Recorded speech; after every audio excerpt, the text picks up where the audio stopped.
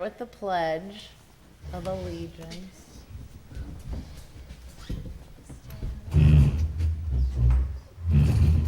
I pledge allegiance to the flag of the United States of America and to the republic for which it stands, one nation, under God, indivisible, with liberty and justice for all. Wonderful. Amen. Okay, we'll take attendance. Rosalind Stengel, Sarah Bayer, Philip Monis, Yes. Sophie Grant, that's me. We're all here. So we have a few good things on the agenda.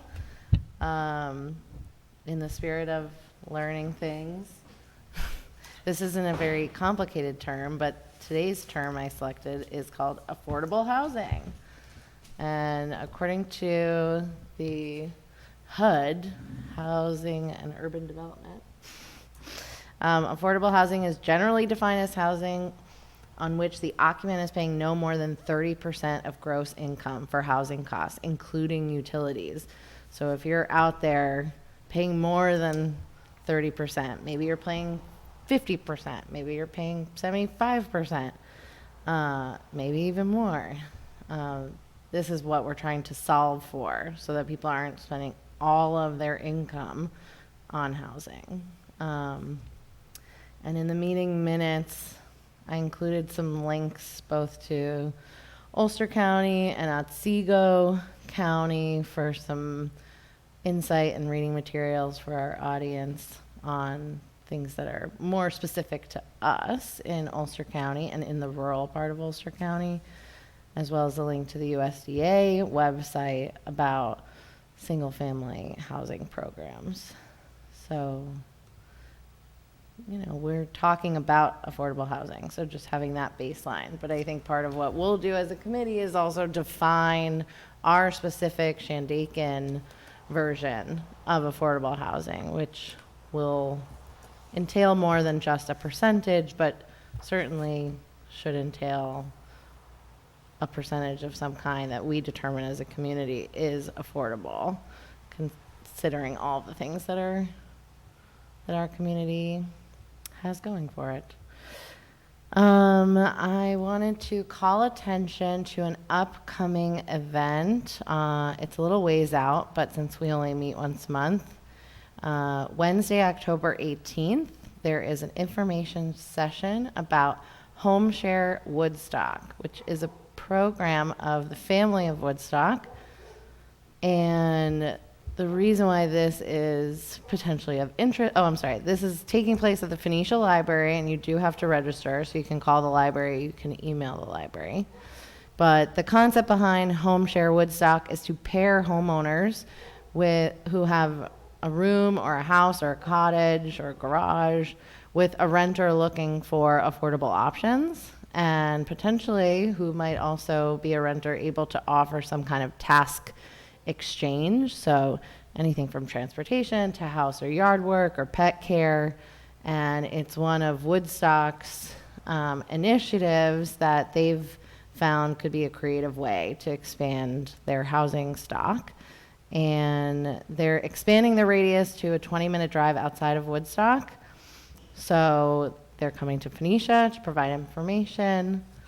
Hello. On Wednesday, October 18th at 1:30 at the Phoenicia Library. And if you have questions, you can visit their website, the Family of Woodstock, or you can Google Home Share Woodstock.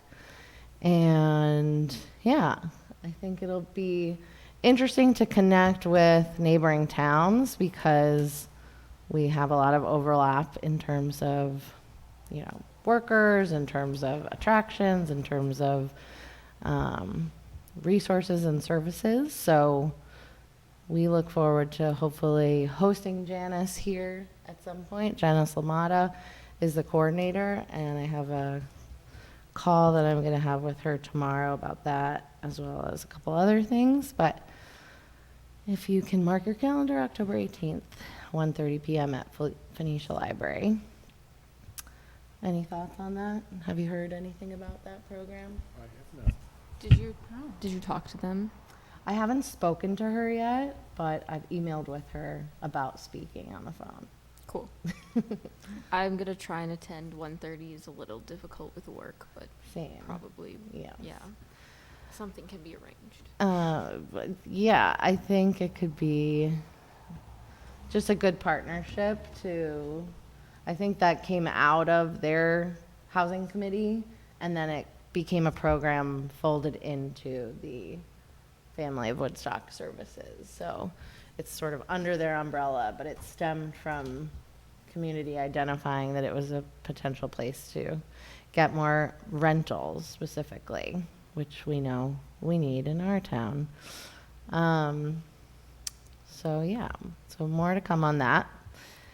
I also had a check-in call with Kai from Ulster County, the planning department, and he's our contact for this program, for what we're doing with the Housing Smart Communities Initiative.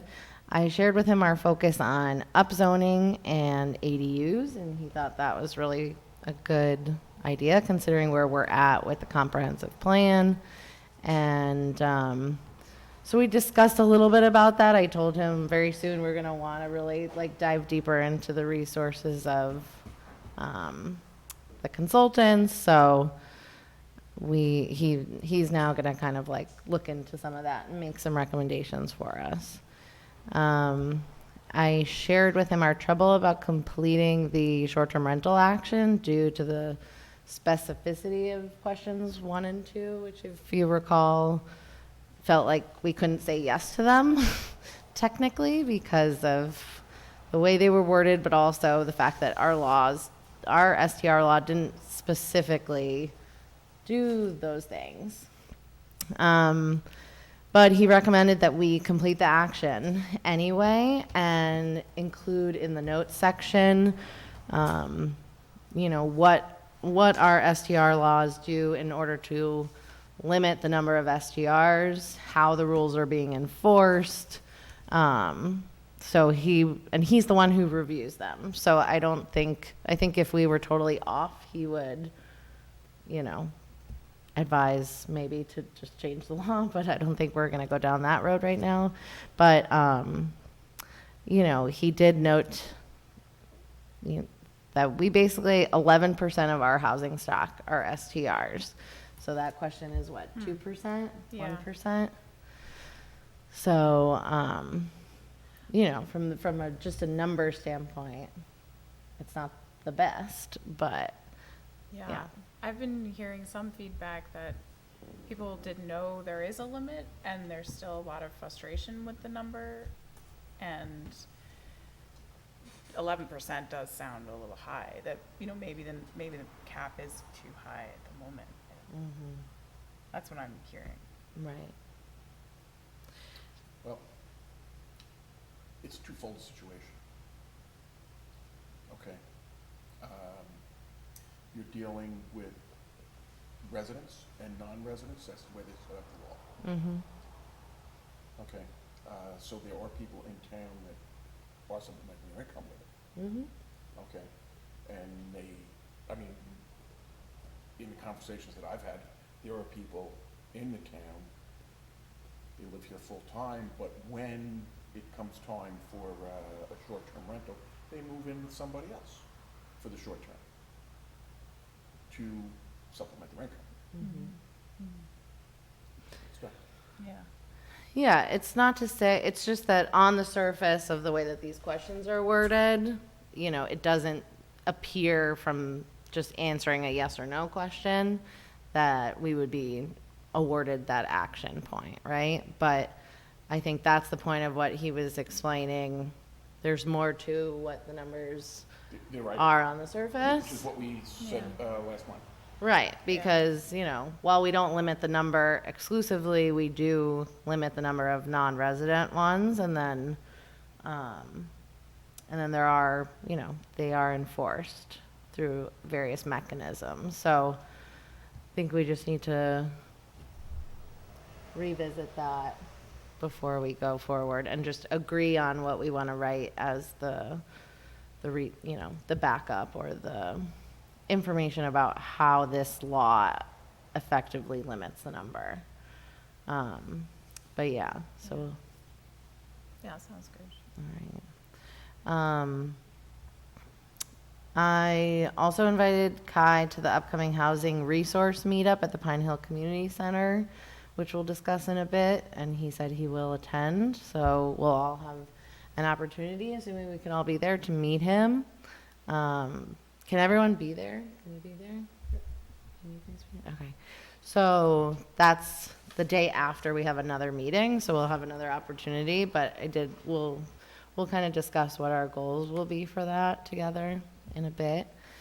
I also discussed with him how we can host an ADU information session in Shandaken. So far, they've had one in Saugerties and in Kingston, and I think it would be good to have one out here in Western Ulster County where we can then invite people from Olive to come and, have people from this side of the county get access to that direct information, and maybe it's an opportunity to also invite members of our zoning board and try and just kind of more expose people to the specifics of what ADUs can do for affordable housing. And we talked about the plus one home program and how it seemed, according to the language in the application, that you would have to have been on the precipice of turning something into an ADU in order to get to be qualified. And he said he has heard that feedback from other people, and it's not necessarily the case. You don't need to already have your special use permit and things like that. So unfortunately, the language that was on the website was a little limiting.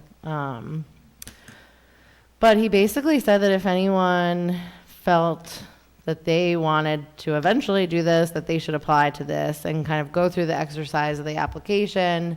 And if they can get through it, apply by September 8th, which is next week. And, they would basically then be added to a short list of people who would be alerted before others about future opportunities of this kind. So if you're out there, plus one home program by Rubco, it is a lengthy application. There are certain question marks still in the air about how does that affect your tax assessment and your tax bill, and do the numbers actually work? If you can afford to put in, what I think was $25,000 into a massive project, then couldn't you just afford to do that anyway? And how does this help not just like perpetuate problems that we already have, but actually get people who are low income an opportunity to supplement their income? So if you have questions, rubco.org/+1 is the website, and it'll be on our meeting minutes. Were there anything from the Kai conversation that I didn't touch on? I tried to take good notes from our talk, but I can also forward our group my email thread with him where I asked various questions and he sort of answered them, but then we talked about them more. But yeah, if we wanted to do some kind of ADU info session, I don't imagine we'll do it this fall, but it could be a good thing to try and host in the winter at one of our indoor spaces, at a library, at a community center. So I think we should work towards something like that down the road, if everybody agrees. So the next item I put down is the housing resource meetup. I think that's the current title. Yeah. At the Pine Hill Community Center on September 26th. That's a Tuesday from 5 to 8 p.m. And we are essentially co-organizers, I would say, from this committee, working with both the community center as the host venue and uh, members of the PH2, which is the Pine Hill and Phoenicia grassroots organizing group. And we got to a point where we realized, as much as we want to provide resources and gather all these different agencies and organizations and then also be a resource for the community, we didn't feel like we knew enough. We didn't feel like we had really a substantial, like, here's everything you need to survive and find housing in Shandaken, as well as the greater central Catskills corridor. So we're turning it into a meetup. And the theme is really neighbors helping neighbors, right, Roz? And that I think, like, our role as a committee is to really listen and be there to talk with people who attend, and those might be people who need rentals, those might be homeowners who need help with home renovations, those might be seniors, those might be young people and families, but the idea that we can all kind of have a forum of sorts, bring in some resources, but also bring people together so we can discuss, you know, what are the issues facing our community when it comes to housing. But would you like to add anything, Roz, as the PH2 housing? I think you covered it pretty well. I think our role, I think we're hoping to maybe split a table with Kai, to kind of learn from him, listen to people in the community, just have some conversations about what people's needs are, kind of get our faces and names out there a bit. Yeah, should be a good event. Come on out. Yeah. Tuesday, September 26th, 5 to 8 p.m. at Pine Hill Community Center. Any thoughts from this group about what we want to bring or prep, or I know we were talking a little bit about having maybe a question to prompt people, like, what do you wish was available? I don't know, something to kind of start the conversation on a whiteboard, or I don't know, could be any format. But if there's something that we want to engage people with, yeah, any ideas, thoughts? Maybe, do you think there's an issue with access to affordable housing? Like, do you think there's a problem? Yeah. I would guess that people attending this event do feel like they have some kind of problem, or they have something to offer for a problem they see other people having. So I'd even make it more open-ended, like, what kinds of problems do you see? But I like that direction. Well, why don't we look at a futuristic? Yeah, Where do you want to see the town 20 years from now, 30 years from now? that's a good question. Get people dreaming a little. What year are we in? 2023? Yeah. What year should we? 2050. 2043? Go for it. Yeah. What It's not day that is far it? out. Feels It's- far out Gulp. to me. I'll be Yeah. much older. I mean, when we look at the master plan here, Yeah, No, it's true. that was 20 years ago. that It was was- 20 years ago. Yeah. Yeah. Not to get ahead on the topics list, but it was interesting to see some of the things predicted coming true reading. Oh, yeah. No, it is a time capsule where you're like, wait a second. Yeah. Yeah, I do think, I mean, yeah, I think past, present, future is one thing that the comp plan does, is like contextualize all these issues, and bringing those conversations into that meetup, I think, can kind of like, I would love to tap into people who have lived here for a really long time to understand, like, what were they under the impression was going to happen 20 years ago, and then what do they feel either disappointed by or, you know, happy to see have happened. And but yeah, I think some future element is important. Has anybody spoken with the zoning department on this yet, or committee? I have not. No, not yet, because I think we're still, you know, getting our sea legs. Right. Have you? Because- No, I have not. Okay. But this is something that has to be dovetailed into it. Mm-hmm. Yeah.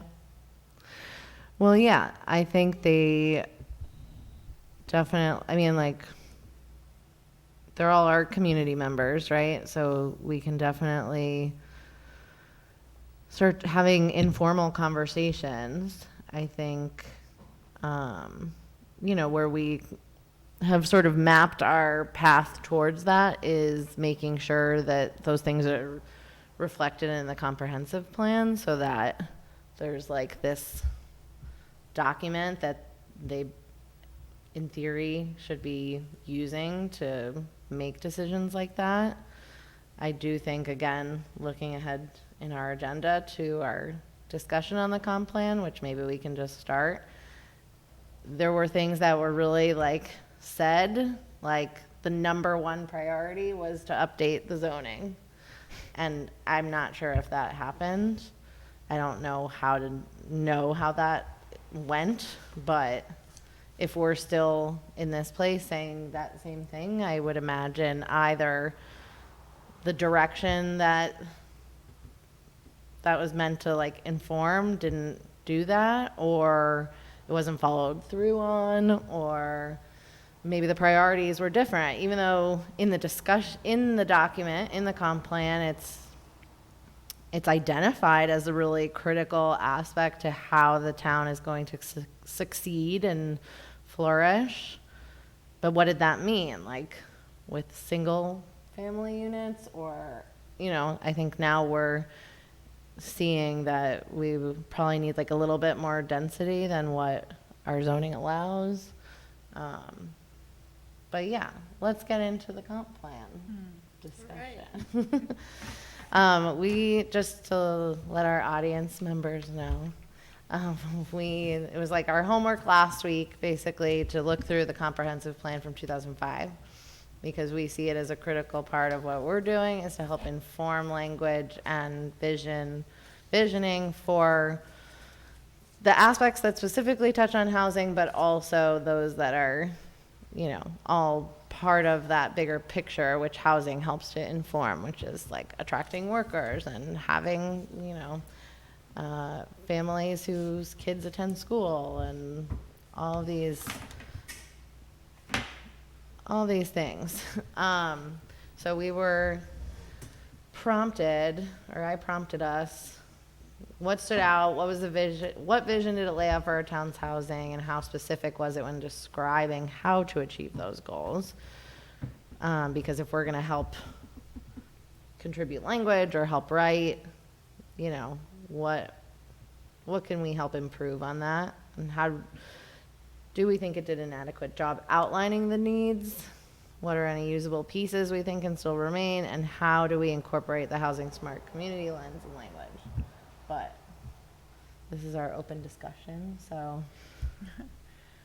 I think it would be nice to know there's a lot of priorities that are short term in the housing section, and be nice to know what was done towards these so we can continue them, because there are some great things in here, flexibility in design and zoning, to provide a healthy housing mix. They're saying rehabilitations of the hamlet's existing housing stock as an effective means for housing is, the infrastructure is there. That should be like, if you think of resources of us all collectively, that's kind of the most efficient place to start. So it would be nice, it would be nice to get a direct response to that. Like there's like 8 or something, priorities. Yeah, and you're right, a lot were short term. Is this a stupid question, Kevin? But how do we know what was like accomplished or not? Just to go back through the records and look, I can tell you as far as updating the zoning code, that hasn't happened. Right. That's still the main priority. That's kind of a whole catalyst for revisiting, other than the fact that you have to revisit the comp plan. Yeah. You can do it so that we can identify things that need to change when we overhaul the entire code. Right. Certain things have been done, there's laws that are passed, SCR law, building Mm-hmm. things that affect the code, but as a whole, the whole thing needs to be addressed. Yeah. And no, it's not a stupid answer, because, or a stupid question, because it's, things happen so little notice sometimes, that we have 15 years brought up back on meetings. Sometimes those things just go unnoticed. Yeah. Yeah, I did pull that same line about the rehabilitation, and I pulled a few others that felt directly relevant to our conversation, but yeah. Roz or Phil, what? Kevin, can I ask you a quick question? Is there an established timeline on the zoning? Yeah. So, it's, no, we're not on time. Initially, the comp plan was looking to have our,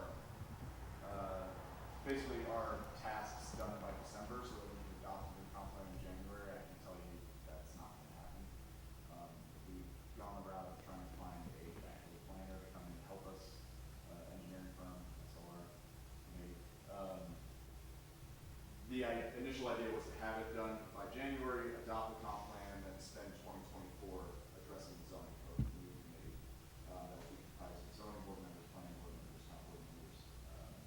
I think everything's pushed back at 6 months. Ideally, in an ideal world, we could have done it at the same time, but So- it's just too much to ask. So theoretically, we are talking June of 2024 then? Theoretically, we're talking June of 2025. For adopting. For yeah. adopting. For adopting. Yeah. Right. Yeah, you would need at least 6 months of hard committee meetings. You're right. More realistically, you need, and then public hearings and, all that stuff that comes along. Thank you. Yeah. I mean, if we could get it done in 2024, that would be fantastic. It shouldn't be too hard once we identify what we want to change or what needs updating, to just go in line by line and change or keep, change, keep. So,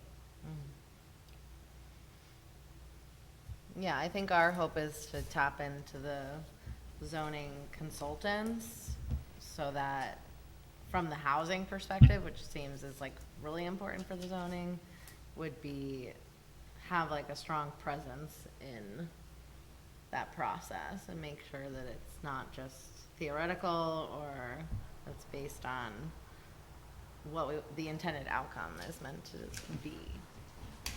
But yeah. We could basically get a head start or, Right. kickstart and with the consultant's help. Yeah. Yeah, this committee, PH2, are doing a lot of the heavy lifting as far as identifying what one committee might overlook. Having something come to the last comp plan meeting was super helpful, just to point us in the right direction, because it was addressed in the old comp plan that housing needed to be a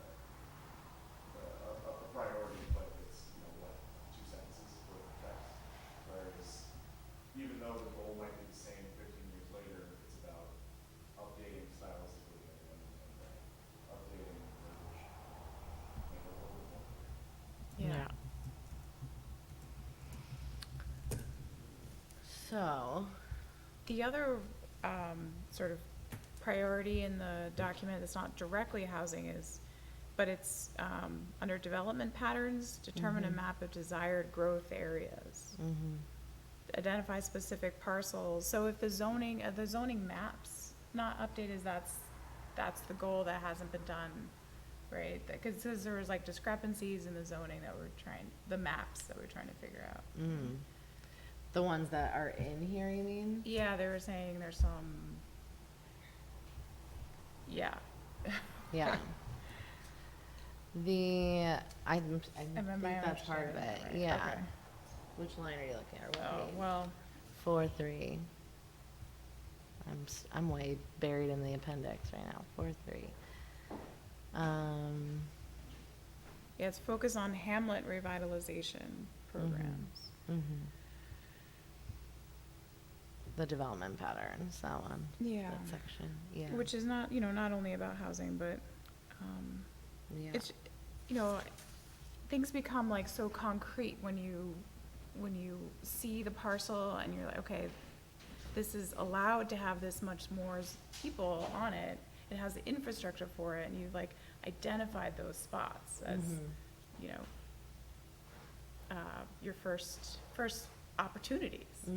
And just to even just see that map and then contact the people there and see if they're interested, and then connect them with resources. It just seems like Yeah, actionable. sure. Like in terms of where it says like mixed uses, combining residence and commercial spaces, stuff like that. Yeah, I mean, I think I also pulled from the development patterns section of things I thought were interesting, and I do think the mindset here of, you know, honing in on the hamlets is in line with what I think the feedback and the surveys that kind of helped produce this reflected, that people didn't necessarily want to see more development, you know, on a wider swath of land, but rather smarter use of and more like actually taking advantage of the land that we have in places that we want to see development. And I do think that's in line with some of the work that PH2 group is trying to do, which, you know, in this document, they also identify different funding mechanisms and,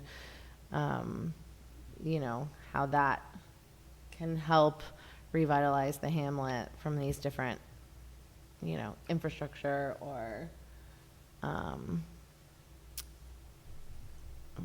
what's the word? Just making sure that we're actually using the space that we already have. Yeah. And in terms of funding opportunities, I think that list will probably be revamped in the rewriting of this. And definitely include like a lot of the energy efficiency and sort of climate resiliency aspects. Yeah, I definitely hope so. Well, and the other thing that has to be looked into is you really don't want to destroy the environment in the area here. You have to look at your soil permeabilities. All of that stuff is going to be very important moving forward.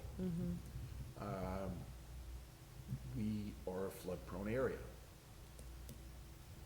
and permeable soil, or lack thereof, will create more flooding. So that's something that has to be looked into, and it really should be integrated into any kind of zoning as they move forward.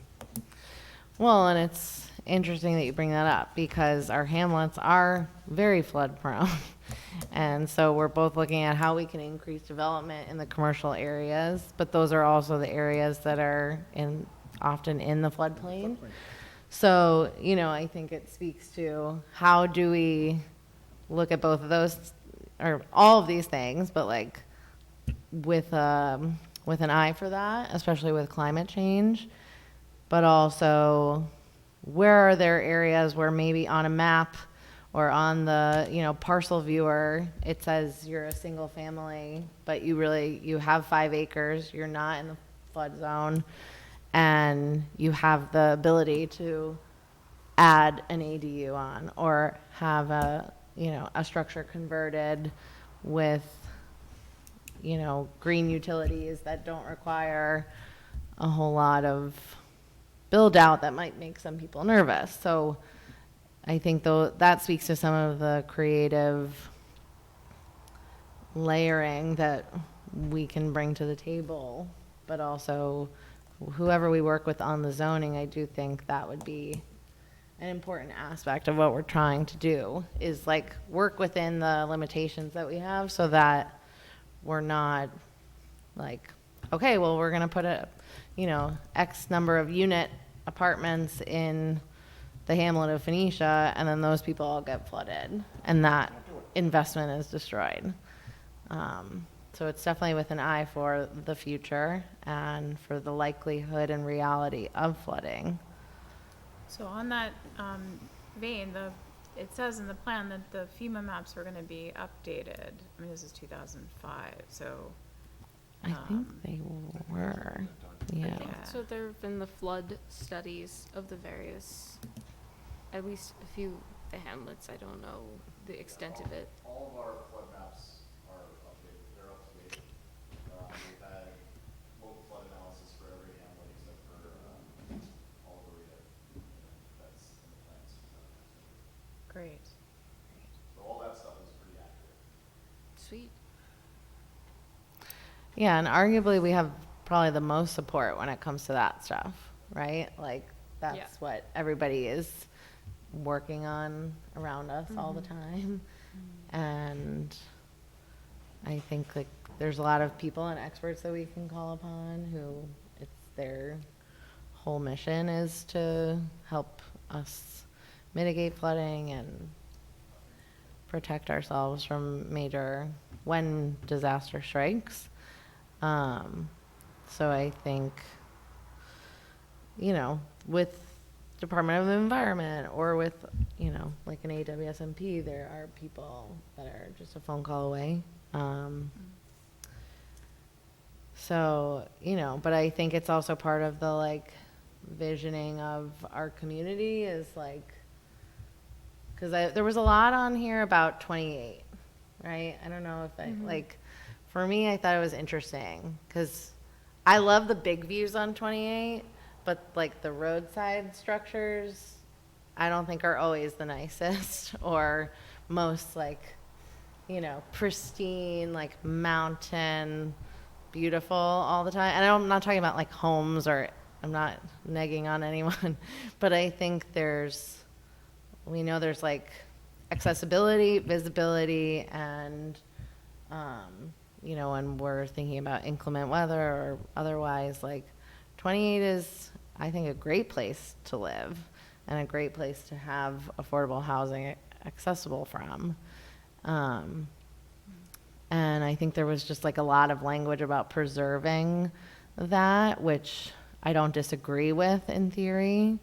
And also, I think there's opportunities where it's not in the floodplain, it's not necessarily in a hamlet, but it's along, or in a commercial hamlet, but it's along 28, where there's also a bus line, so somebody doesn't necessarily have to own a car.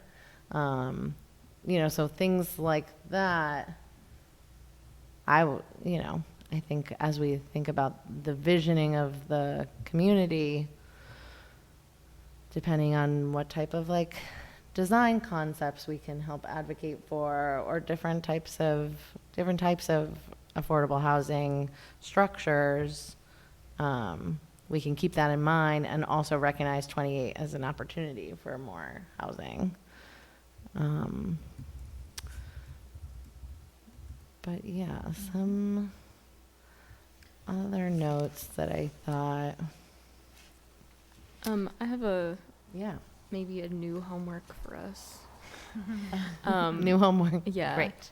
I think this is sort of similar to your point, Sarah, about kind of wanting to see the today picture.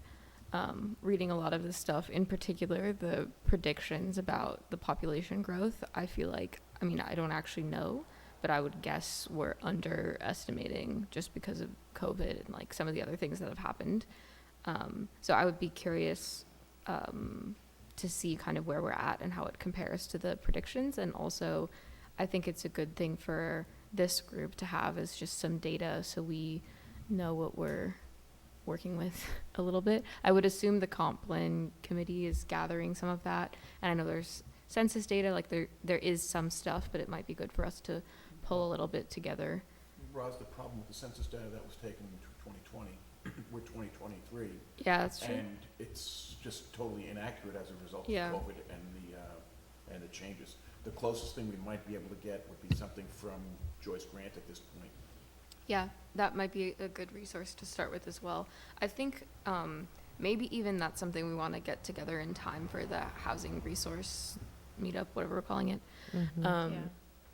Just so we have some numbers to share with people, kind of have a picture of what's going on in Shandaken housing right now. Yeah. Yeah.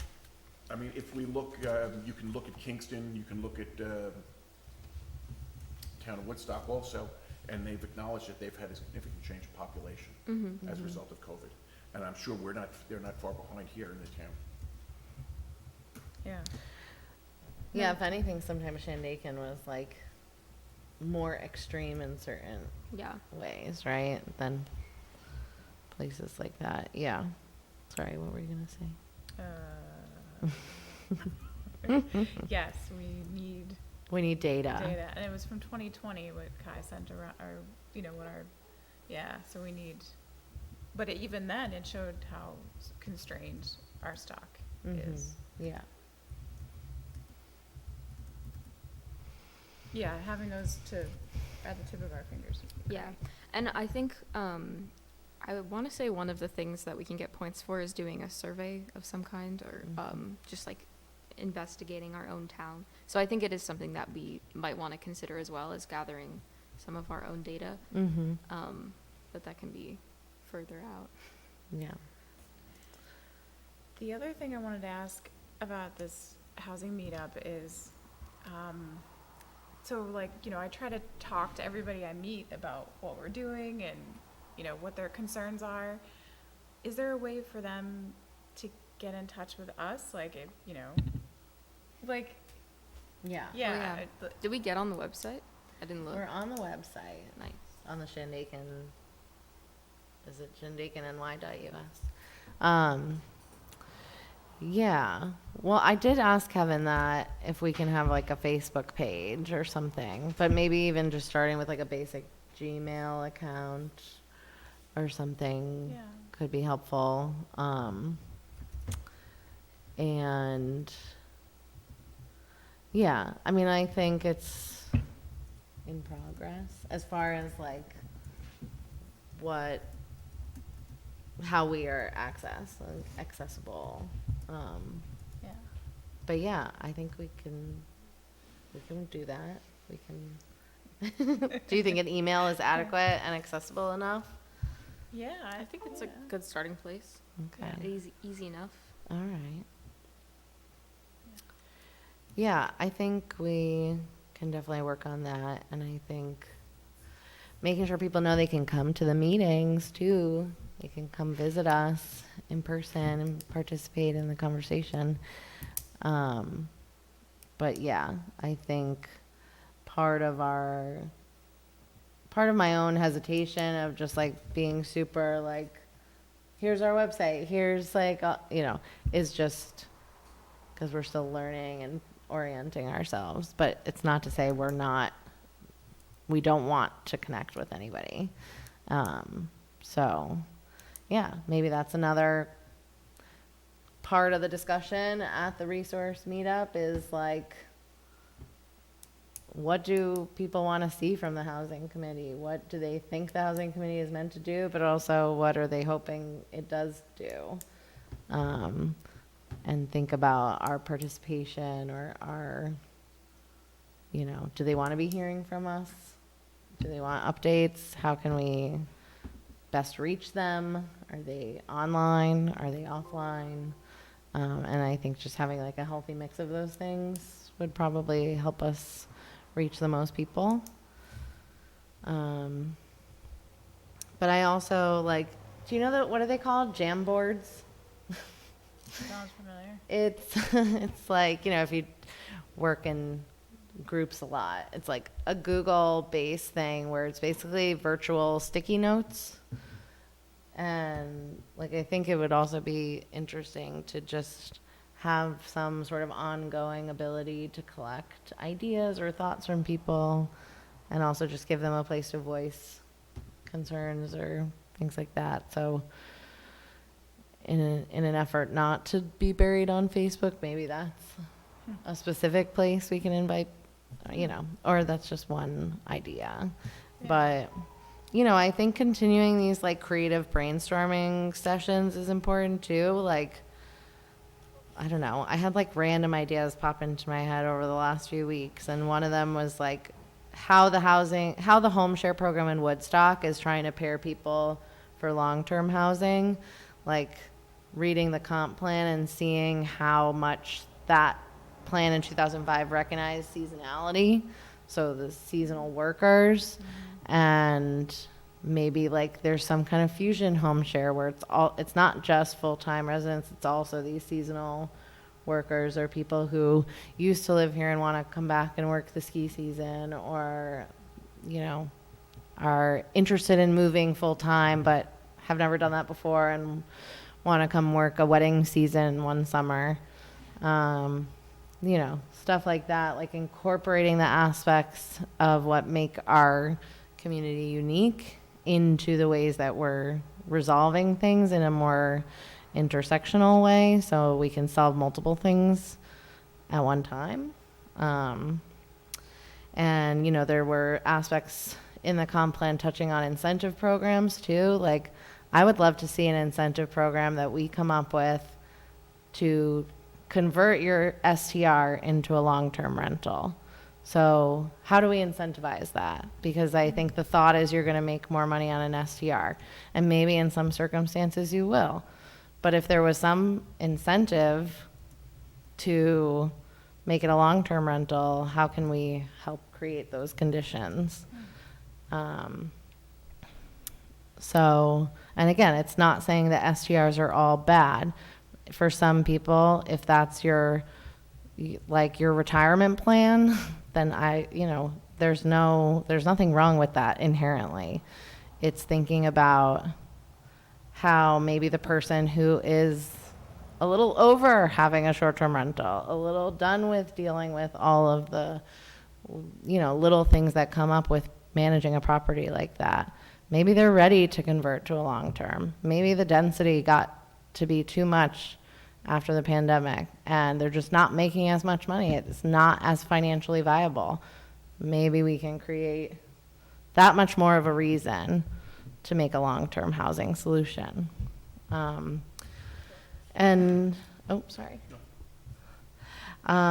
then I can't help but notice the number of mentions that the SHARP committee has in the comprehensive plan from 2005. And, that was a housing specific resource that our community did amazing things with. And they are referenced multiple times in the comp plan as the place where a solution can be found. So, it's not only a housing committee's decision of how we can pursue funds going forward, but I would love to see some sort of engagement and some sort of conversation around what a revitalized SHARP committee can do for our town, because clearly just 20 years ago, it was an important resource. And I think they did a lot of incredible things, and before, we write it off as something that's no longer active, how can we either encourage its resurgence or be part of how it comes back into the fold and can help jumpstart some of these major changes that we want to see? Does anyone have more information about how that worked? The SHARP? I don't have a lot of experience with that. I mean, it was, well, you might know more than I do, but. It was a local planning agency that had some, I don't know, they're technically still active, but not in the way that they were 20 years ago. And I think because they are technically still active, sometimes we get, like, oh, you have a local planning agency, but they're not, it's unclear to me, like, what they're up to. Well, yeah. I mean, moment. basically, when it was really active, it was like our REPCO. It was our planning agency that helped pursue major funding, that helped manage and administer funds for the town. And it was for housing and revitalization. Like, that's what the letters are, Shandaken Housing and Revitalization Program, Plan, Project. So while those members aren't super active, they still exist. But they're not actively pursuing funds or managing a substantial distribution of funds. They manage one property in Phoenicia, and that's it. They basically resign themselves to being landlords instead of being proactive. Yeah. Solving. As far as I understand it, it's tricky because each region, like these planning agencies are a little bit territorial. It doesn't make sense to start another one, basically, because we technically have SHARP. And they have a history of successfully winning grants which goes a long way, I've heard, in trying to get more grants. So it is definitely in the region's best interest to try and get Sharp back to doing a little more, but what that would take, I don't know. Yeah, I think I would advocate for just like more conversations about it within the town framework, because if they were so involved to be included in the comp plan, I don't think that their vision was that that organization didn't exist 20 years from when they wrote that. So is it kind of now our duty in the today to look at that more closely? Because I think the town is now seeing how hard it is to get funding when you don't have a local planning agency, because we've been going over the county line to Mark Project, which has done some stuff with Shandaken, but not a ton. And rightly so, they have plenty of things in their own towns and counties to work on. And then the skepticism that Rubco has the bandwidth and interest in doing significant work in our corner of the county when they do so much, you know, in the east side.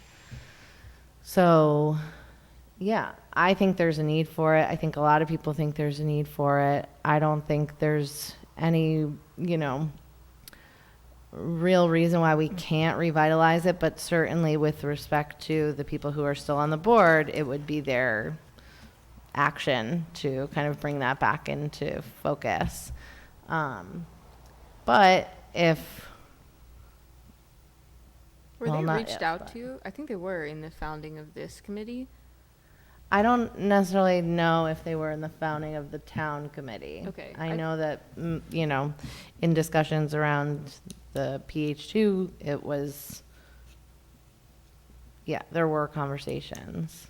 I think it wouldn't be inappropriate for us to, like, as the housing committee, to attempt to start a conversation in a more, like, official capacity. But I'd be curious everyone Yeah. else's stance on that.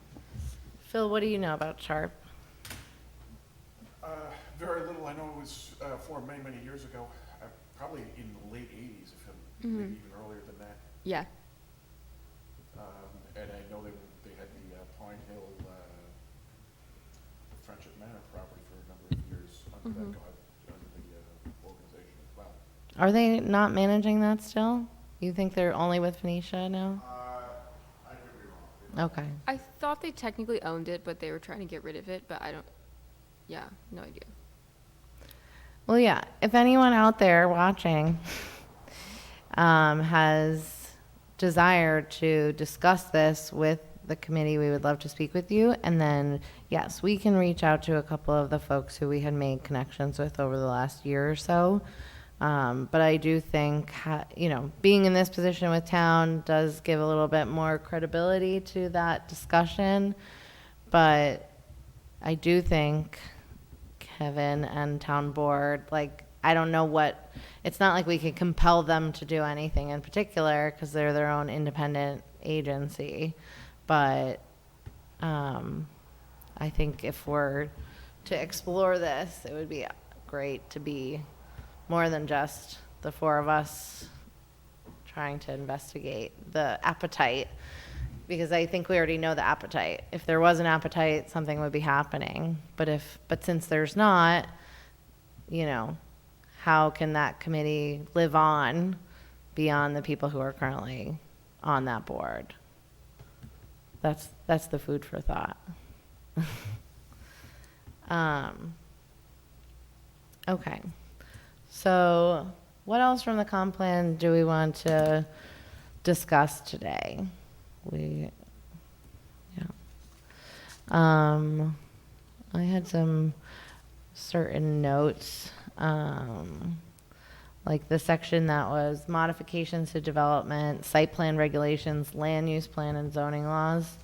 I'll just read this real quick. Existing zoning and land use regulations again, this is from 2005, should be modified to reflect the recommended actions in the comp plan and to encourage the desired development types, locations, and characteristics. It is not the intent to increase zoning densities at this time. I found this to be like a very confusing paragraph because it's encouraging modification, but it's like we're not really trying to increase density. Do they mean like changing the zoning to be some from single family to multi, or? Yeah, I don't know how they're like defining zoning density necessarily too, or what, you know, what that means. And I kind of felt that in a few different places when reading it, and I didn't know if that's like characteristic of a comp plan, but like, I feel like if we're gonna be data driven, like, we should be like, we recommend X number of units like need to be built in the next 10 years in order to increase our housing stock by X%. And then it's gonna be up to like figuring out where those could live, like you said, identifying the specific parcels almost, like, so I don't know how granular to get for the comp plan, but what I don't want to see happen is in 2043, people are reading this comp plan and being like, and they had a housing committee and this is what they came up with. Like, we want to be less nebulous, more specific, as much as we can. And you know, this sentence at the end about the zoning densities, it says at this time, but like at what time would we be increasing density, and what is too dense or just the right amount of dense?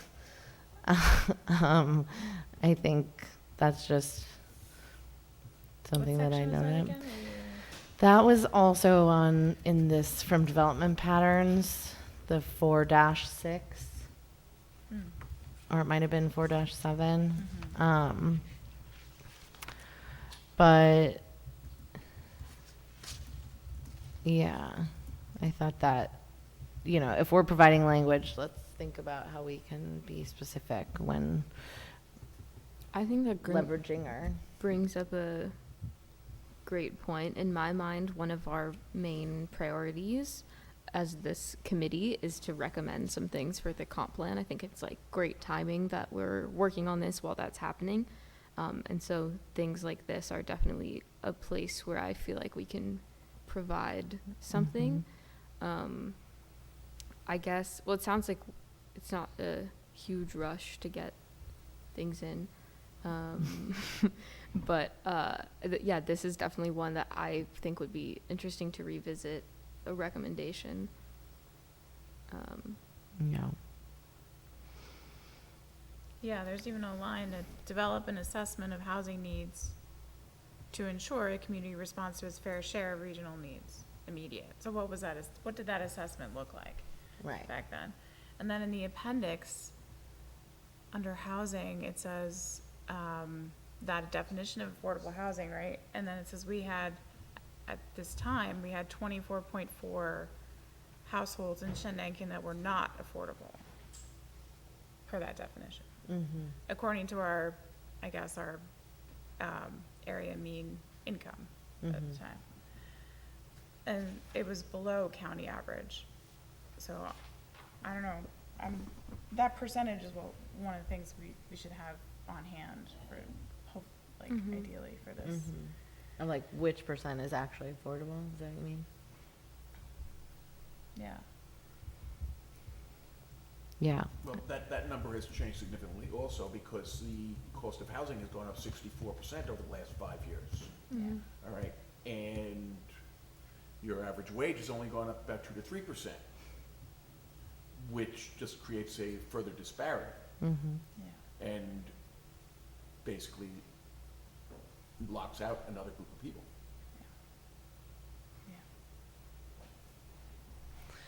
Yeah, like I think in that same section, you know, the provide full range of housing opportunities section, all of these action items are legit. They're like productive, positive, they seem in line with the community desires and could in theory produce additional affordable housing. But because there's not really a specific action tied to them, it's more, this is what we want, right? And I know that that's part of what the comp plan is the visioning. So I think we have to kind of like be prepared to provide the vision, and then also be prepared, not necessarily to write it in the comp plan, but to actually carry out these things. And maybe that's what we have that 20 years ago, you know, our community didn't have, which was a town committee focused on following through on these actions, right? So we can help write all of this, and we can help pursue the real-time work that it's going to take to create that outcome. So, you know, maybe we get meta with it when we go to write things too, which is like putting the power in the hands of the committee to get this research done, to work with, you know, like maybe we're like unpacking these a little bit more. Because yeah, I mean, encourage development and use of loan and grant programs for rehabilitation of existing housing stock. These are things that I know are being pursued in town right now, whether it's a Main Street grant or some historic grant. But those are funding opportunities that we can be helping to find and share and help implement in whatever ways possible towards the housing end. Develop a definition of affordable housing consistent with the needs of the community. I mean, this is part of our listening exercises and our data collection. Develop an assessment of housing needs to ensure the community responds to its fair share. I think that was the exact one that you just pulled, right? The flexibility in design, density and unit type. And I think that's directly connected to the zoning changes and updates. A and E here are kind of the same thing about the rehabilitation. But that's part of what we were talking about with like looking at these so-called zombie properties that may or may not even be lived in at the moment. And then, yeah, these alternative housing needs to meet the needs of seasonal and visitors to the area, seasonal workers. I think that word was left out. And, you know, this roundup of incentives that we can help create to encourage certain behavior in the interest of more affordable housing. So, yeah, I mean, as an example, I had a conversation with someone who has a home that is large, but they don't have the upfront, you know, pre-development loan to hire someone to redesign, to split up the property, you know, the upfront money to construct it even, like you can go to the bank with something, but unless you have nearly approved plans, you know, that construction loan's hard to get. Mm-hmm. So, yeah, we just have struggling people that don't have connection to the resources. Mm-hmm. And that upfront capital, I mean, yeah, if there was like some kind of, because you have to be like your own mini developer, you know, right? almost, you know, and well, I think that's another example of things that the Sharp Committee or something like it would be able to help with, and potentially if there was enough money in that account, like would issue some kind of loan to help kickstart projects like that. I think, I think that could be like, if we identify that that's like our community's biggest hurdle is the upfront capital, then that's an aspect that we can work on finding solutions for. And I also think like having a communication line with the county to say, like, to give feedback on every single initiative or program that is shared with us, is to say not good enough, or like we need this to look different, or we need this like financial structure of these grants and loans to actually work for people who actually need it. and to go back to them with that feedback that is specific to our area, I think is also important, like for us to be that voice. If we're hearing that no matter what loan opportunities there are, the barriers that exist, like people will not be able to take advantage of them. Because yeah, with like the plus one home program, it's kind of like that, where you have Yeah. to have Good example. a whole chunk of change, and you're somebody who makes less than $70,000 a year, or probably like half that amount. So how do you qualify for that program when you can't put up $25,000? Like, that's important feedback for them to hear.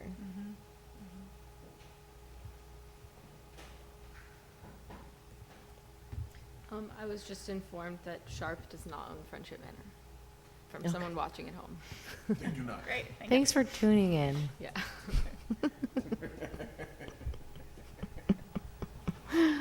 Oh my goodness. Well, any other thoughts on this comp plan that you'd like to discuss tonight? Because I think, like, one place we can start is like having, we could be marking up a Google Doc version of this old comp plan, or I don't want to just like exactly replicate everything that the comp plan committee is doing, but to my understanding, like, they're going through the whole document and like picking it apart. So we can add to that, or we can kind of maybe find a different approach. You know, this discussion, I think, brings up a lot of good ideas and values and priorities. But I think we certainly have a lot of questions of like what actually happened, because how do we know if it was successful or not? I think it's pretty easy to assume things without actually having the full picture. But yeah, I think between our own insights and ideas, and then what we hope to engage with the consultant on, you know, I eventually see us collaborating on a document that kind of takes some of these sections and tries to rewrite them in a way that we think really stands for the vision of housing that we need. But I hear us when we say we need more data. So that still feels like the biggest hurdle to us feeling like we know what we're trying to say and do and address. So I think certainly there's data in this building, right? There's like, yeah, I think we need to go on like a fact-finding mission and, That's a good homework. yeah. I was thinking, talking to the mic, I was thinking we could just try and collect some of the data that's already available within, even though it won't be perfectly accurate, let's say, like since 2020, like including the census data, knowing that it's not going to be the full picture, and then also anything else that we can find, kind of pool it together and take a look at it next time. Maybe we want to send it in a few days before the meeting so we can all look it over, something like that. Can anyone find census data? Yeah. Got it, okay. But maybe we talk to Joyce or whatever we want to do, pull what's available and kind of take inventory. And I think that will be nice preparation for the housing meetup to just have that in our heads as well. And then we can make a plan. Yeah, I would like to spend next meeting like strategizing on the meetup engagement so Yeah. that we feel good Is it- about our presence. The day before? Yes. Oh, okay.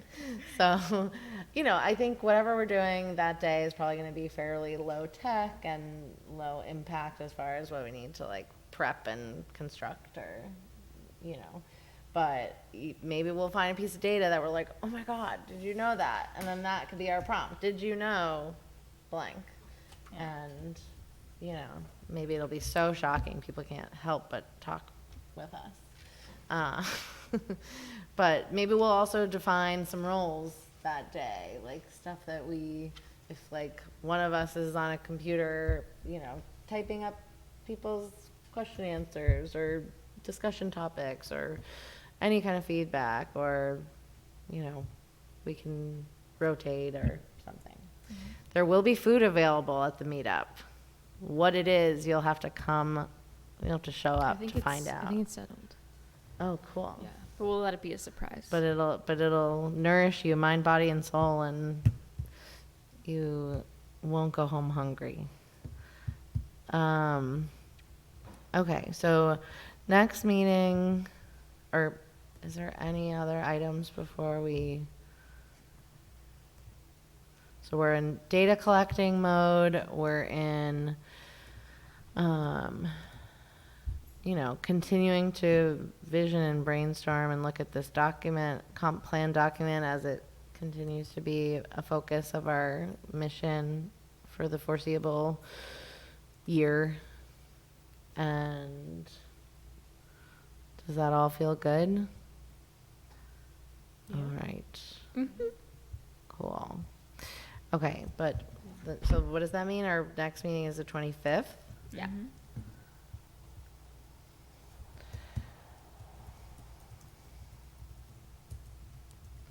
Okay, at 7 p.m. And cool. I think we can conclude our meeting. What's the time? Time of death, 8:14 p.m. I second. Oh, yeah.